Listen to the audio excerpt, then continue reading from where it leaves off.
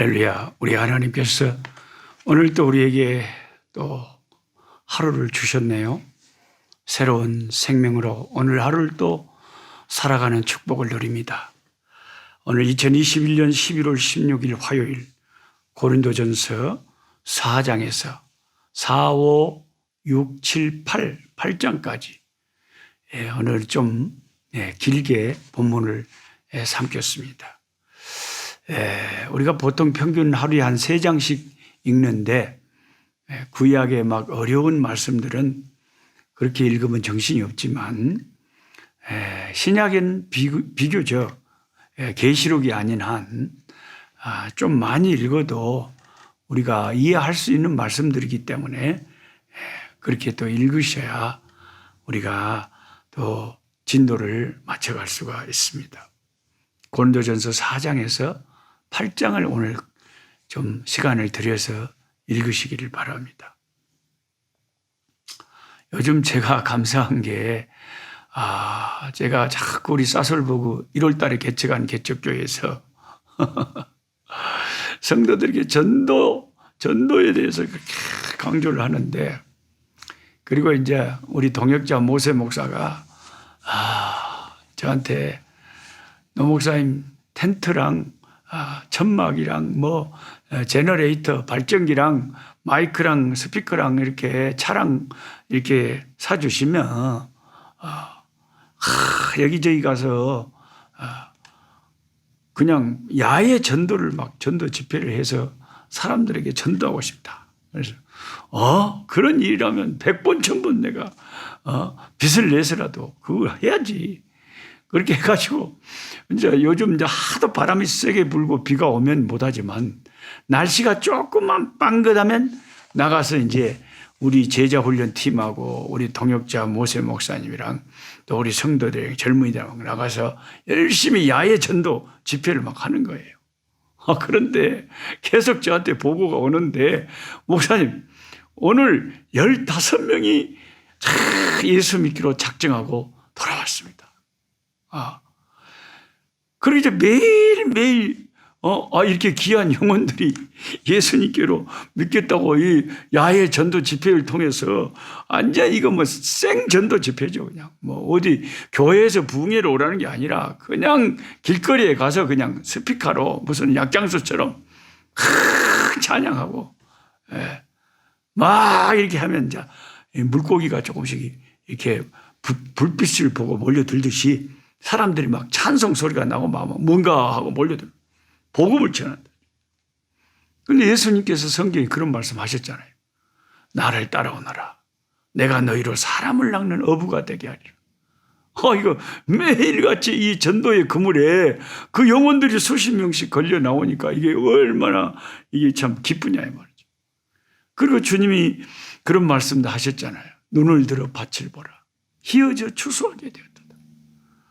그러니까 지금 복음 전하기가 힘든 그런 과격 모슬렘 그런 나라는 조심스럽게 비밀리에 복음을 이제 살면서 전해야 되지만, 이렇게 남부 아프리카처럼 복음의 문이 활짝 열려 있고, 오히려 우리가 하지 않으면, 우리가 고기를 잡지 않으면 이단들이 막 그물을 던져가지고 사람들의 영혼이 막 다 이단들에게 끌려가는 이런 남부 아프리카 같은 이런 벌판은요, 지금 완전히 무슨 참치잡이 하려고 온양어선들이 막 남태평양에 확 몰려서 막 서로 전쟁을 벌이듯이 고기를 잡는 것처럼 이 남부 아프리카는 영적인 전쟁이에요.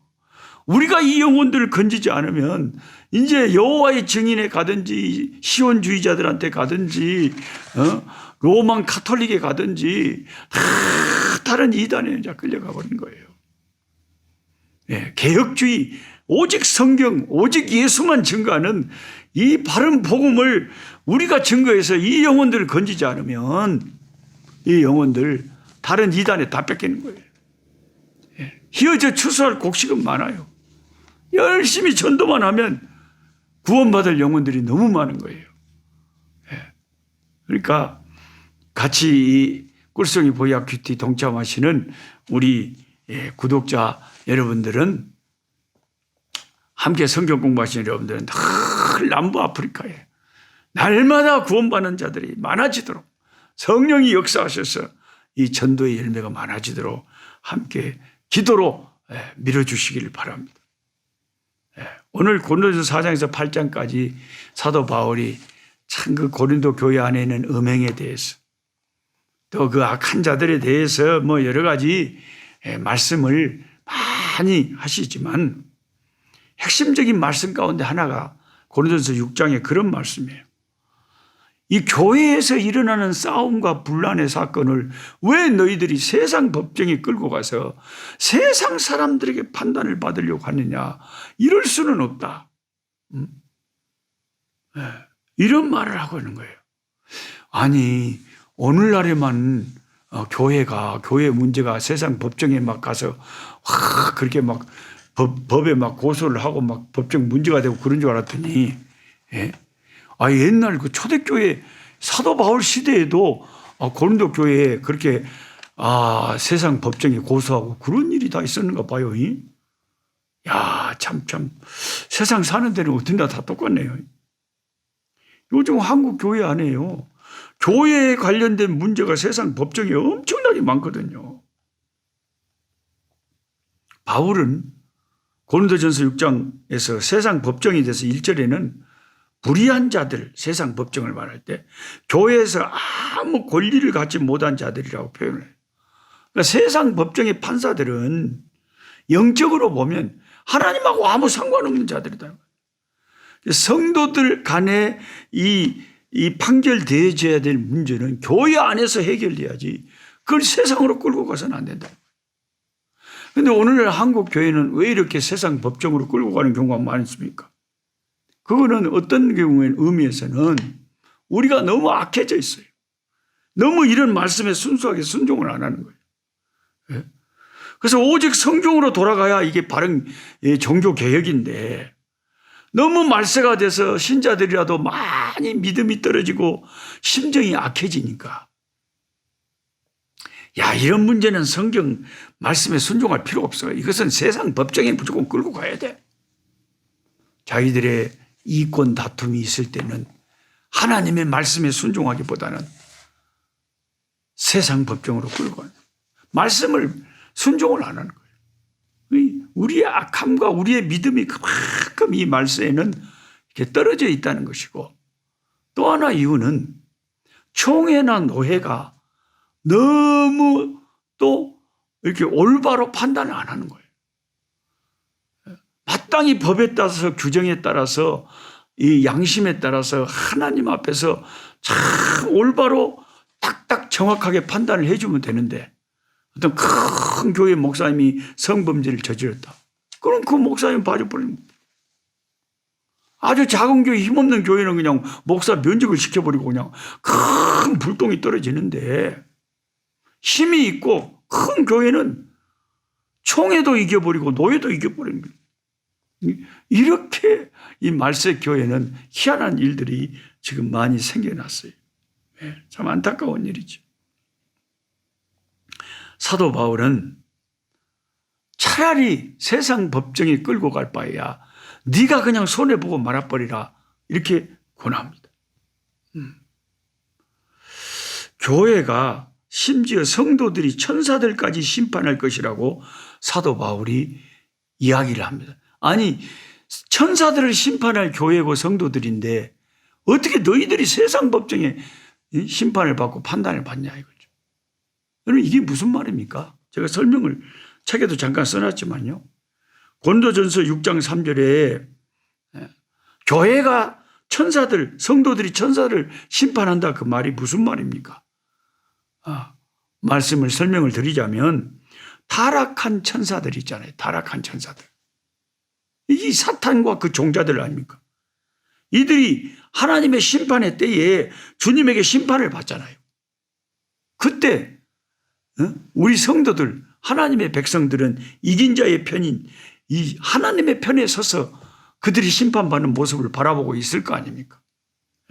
그런 것을 염두에 두고 바울이 그런 표현을 하고 있는 것입니다.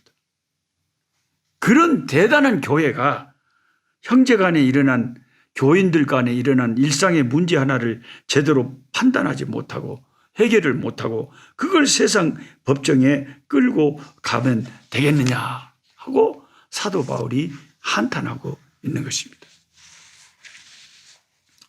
여러분, 이 세상에서는 종종 큰 그 부자들, 큰 그 뭐 회사 그 회장이 창업자가 죽었다. 그럼 그 형제들 간에 막 아주 무서운 막 치열한 재산, 그거 서로 많이 상속받으려고 막 눈에 불을 켜고 막 재산 상속 다툼이 일어나잖아요.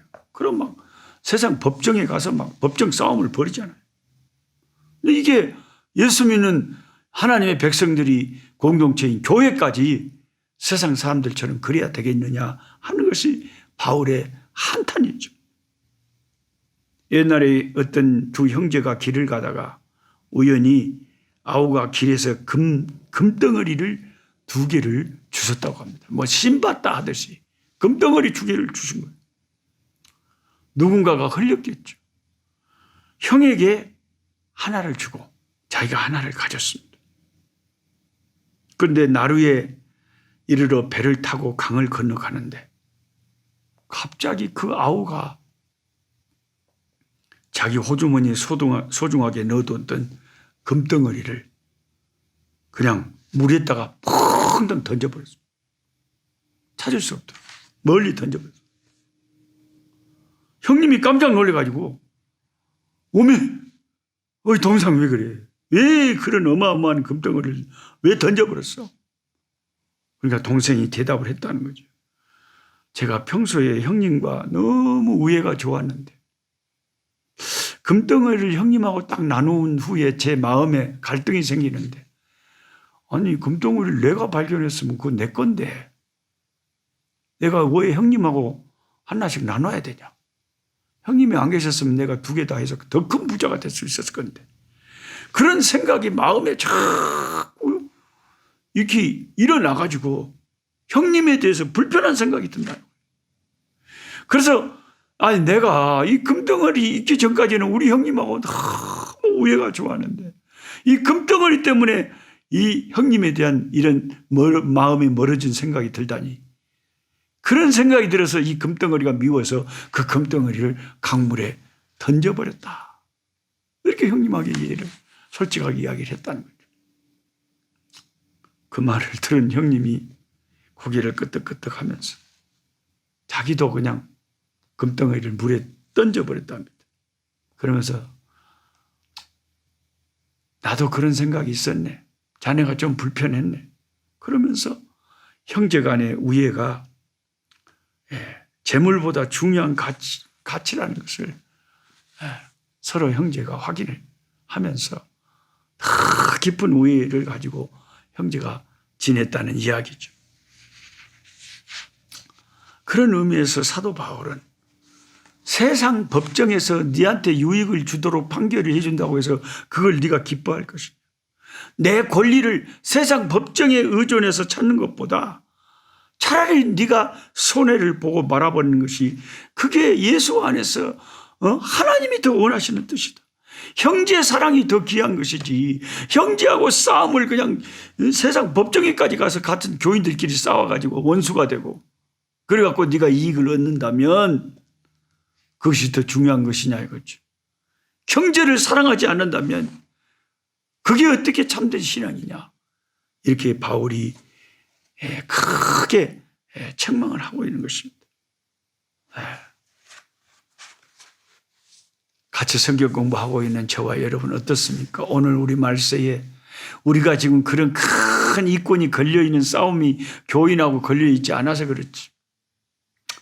우리도 큰 이권이 걸린 것이 교인하고 있어 본다면 세상 법정으로 끌고 가기가 쉽잖아요. 어떤 교회에서 이 사기꾼 같은 교회를 그러니까 교인들 순진한 교인들을 이용하는 사기꾼들이 교회에 들어와 있거든요.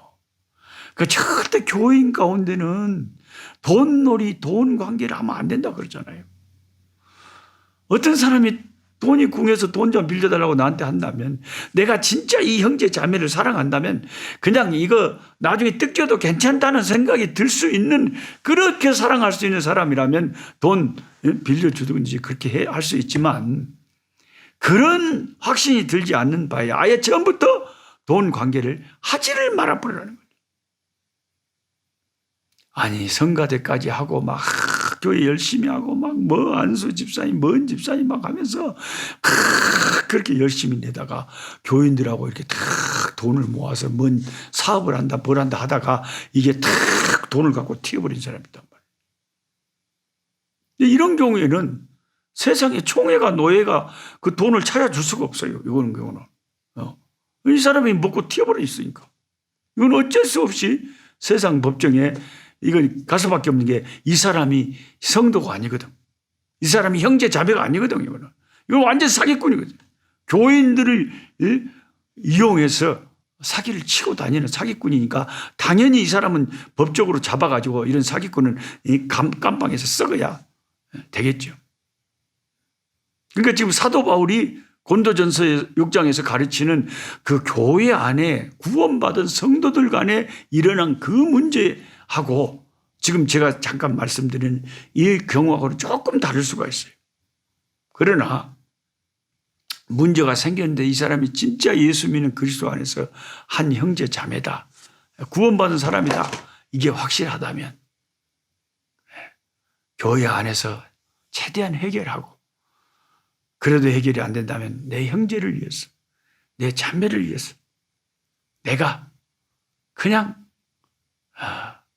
손해보고 마는 것이 하나님 앞에 귀한 신앙이다, 이런 말씀을 하고 있습니다. 그런데 과연 이런 사도 바울의 가르침에 순종하고 따를 이 말세 교인들이 얼마나 되겠느냐.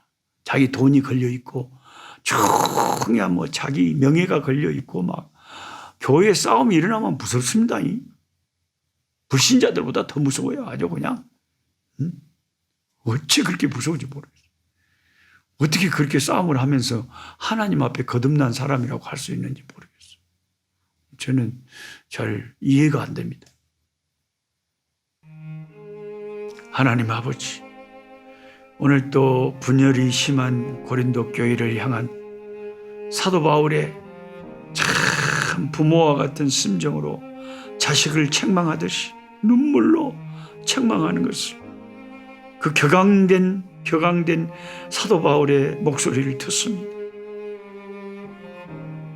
성도들은 마지막 심판 때 천사들을 심판할 그런 자들인데 감히 어떻게 교회의 문제를 세상 법정에 가져가냐고. 사도 바울이 그토록 호통을 치고 성경에 금하고 있건만 오늘날 한국 교회의 문제가 얼마나 많이 세상 법정에 계류되어 있고 세상 법정으로 끌고 가고 있습니까? 하나님 말씀을 얼마나 우리가 무시하고 삽니까? 그러면서 어떻게 우리가 하나님의 축복을 받을 수가 있겠습니까? 하나님의 말씀에 순종하지 않는데 어떻게 하나님에게 복을 받을 수 있겠습니까? 하나님 불쌍히 여겨주시고 하나님 말씀에 순종할 수 있는 순수한 우리 신앙 될 수 있게 도와주시옵소서. 예수님의 이름으로 기도하옵나이다.